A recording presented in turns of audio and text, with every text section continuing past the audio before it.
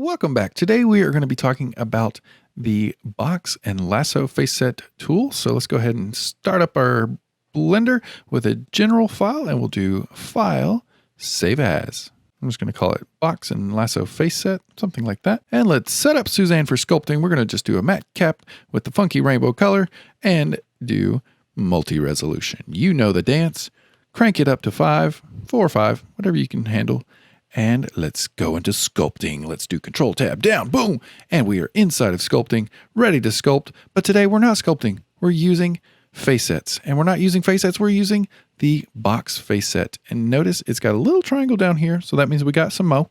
So there's two here, actually. You've got your box and your lasso. Very similar to the other ones we just talked about. But these aren't doing masks. No siree, Bob. These are doing face sets. So face sets are similar to masks, but they have colors and you can do really fun creative things with them like we talked about in the draw face sets brush lesson above.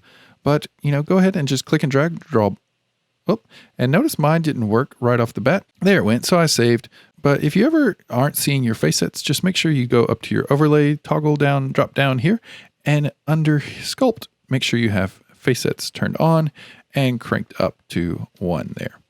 So now we can see the face sets. Anytime I click and drag, I'm going to be making new face sets of any part that it touches. I can even start here and click and drag. So control doesn't work on this one. This one is mainly just for making new face sets. So that's how you can do that one. And if you click and drag, hold there, we have the lasso face set, which is going to let you do a little more funky face set groups if you need to. There we go. And like before, you can go into face sets and randomize the colors if you want your colors to be different.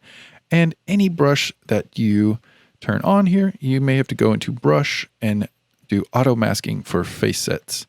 And now anytime you're going over one of your colors here, it won't bleed into another color. And so that is the box and lasso face sets groups.